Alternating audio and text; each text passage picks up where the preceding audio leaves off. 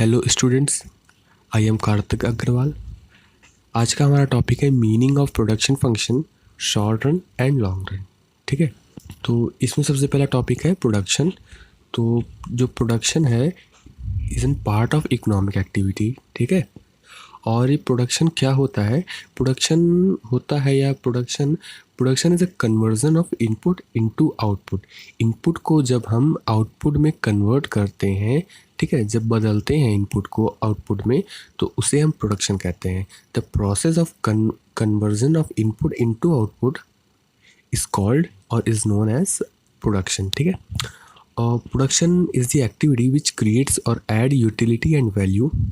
Means जो आपने output बनाया है, जो आपने आउटपुट प्रोडक्शन से जो आउटपुट हुआ है वो कुछ ना कुछ वैल्यू एंड यूटिलिटी ऐड करता है, और अगर ये नहीं करता है तो प्रोडक्शन नहीं होगा, इसको फिर प्रोडक्शन नहीं कहेंगे। ठीक है, तो वो जो आउटपुट है वो must have some value and utility. ठीक है, और अकॉर्डिंग टू एडवर्ड बफा साहब ने क्या कहा है कि production is a process by which goods and services are created.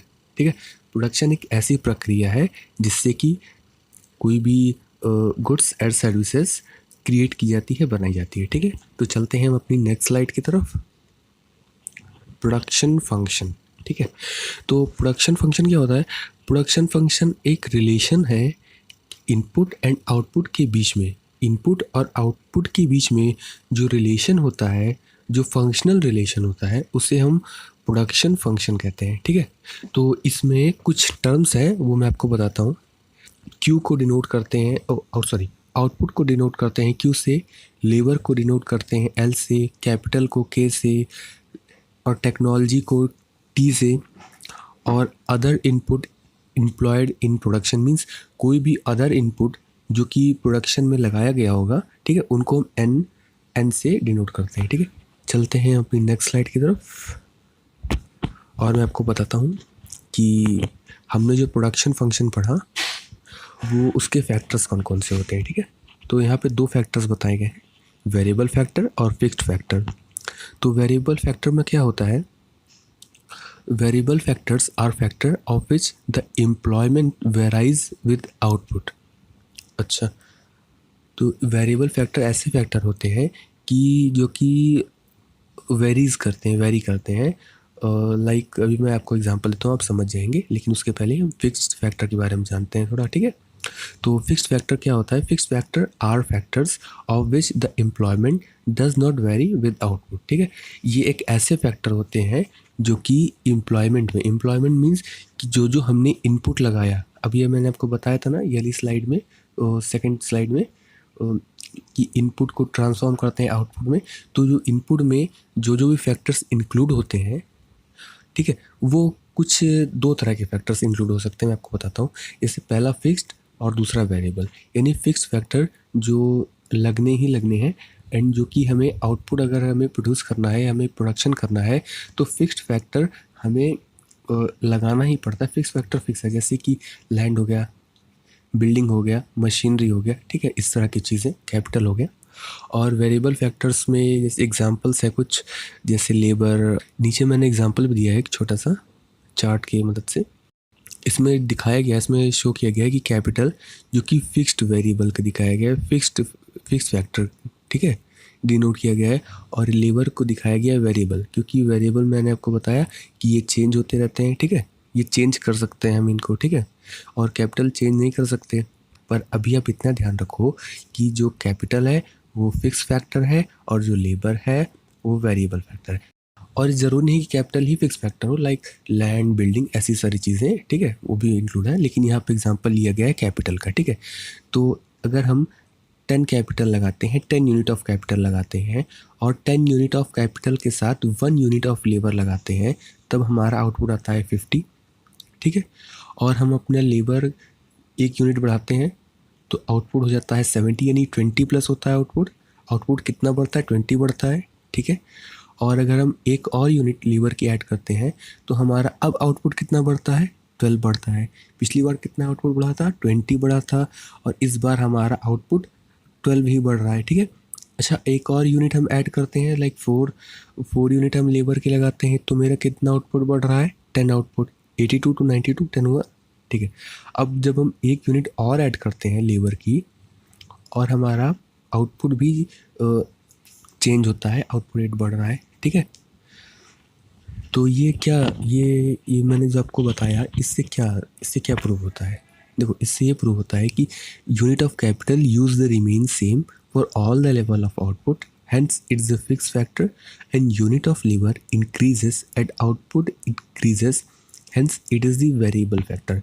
अच्छा, मीन्स सुनो, एक ऐसा फैक्टर जैसे कि कैपिटल, जो कि हमेशा सेम था, देखिए पाँचों भी लाइन में ये सेम है, ये फिक्स था, ठीक है। और जब लेबर की बात करते हैं, जो कि वेरिएबल फैक्टर है, वेरिएबल फैक्टर क्या होता है? वेरिएबल फैक्टर वो है कि जो अगर हम उन वेरिएबल फैक्टर की क्वांटिटी इंक्रीज़ करें, ठीक है, तो आउटपुट भी इंक्रीज़ होगा, ठीक है।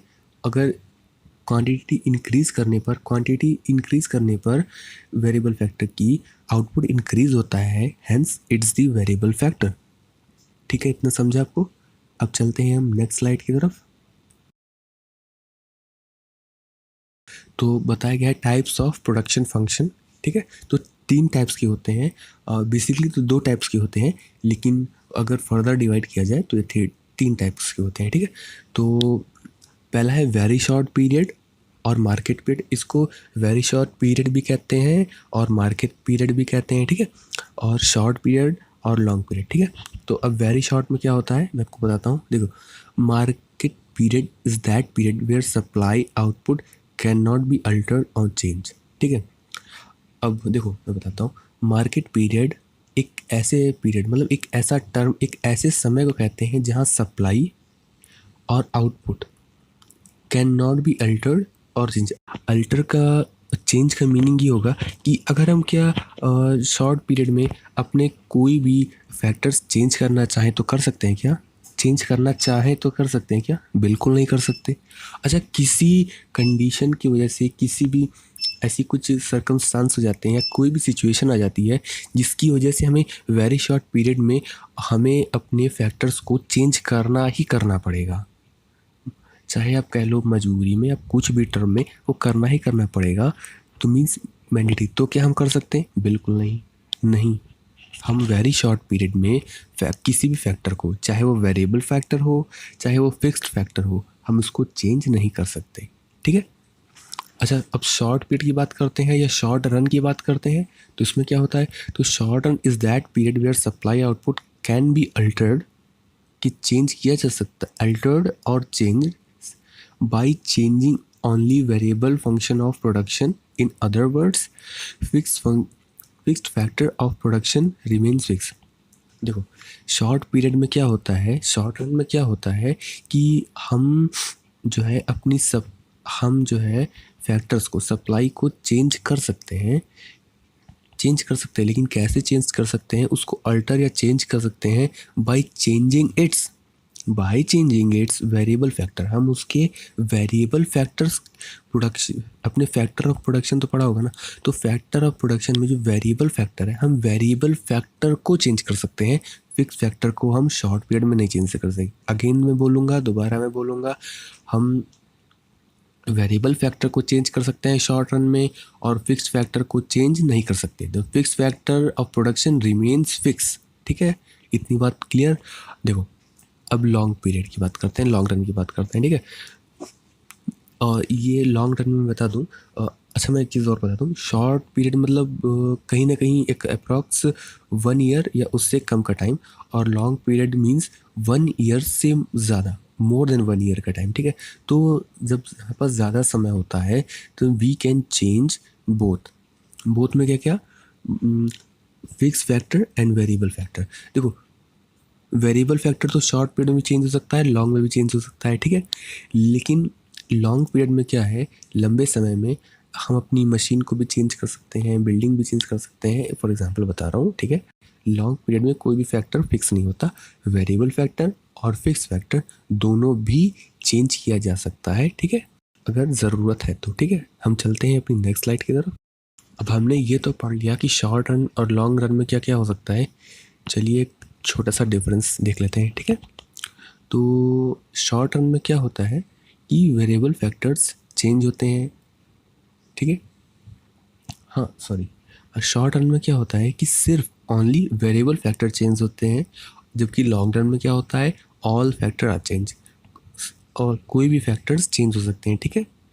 प्राइस डिटर्मिनेशन की शॉर्ट रन में demand is more active than supply. जो डिमांड होती है, जो किसी कमोडिटी की डिमांड होती है, वो ज़्यादा एक्टिव होती है, this more active than the supply, ठीक है।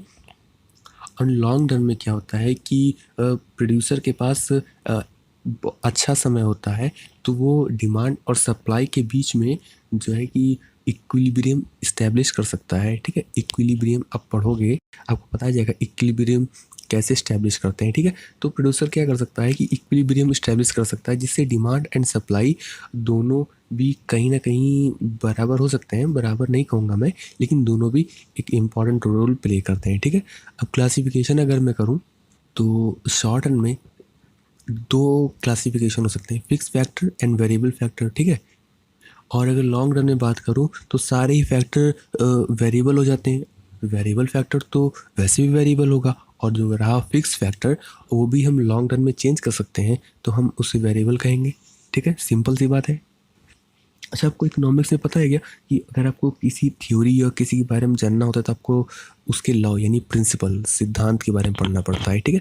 तो अगर आपको शॉर्ट रन के बारे में स्टडी करना है कि शॉर्ट रन कैसा होता है, ठीक है, तो उसके ऊपर लॉ ऑफ वेरिएबल प्रोपोर्शन बनाया गया है, एक कॉन्सेप्ट है।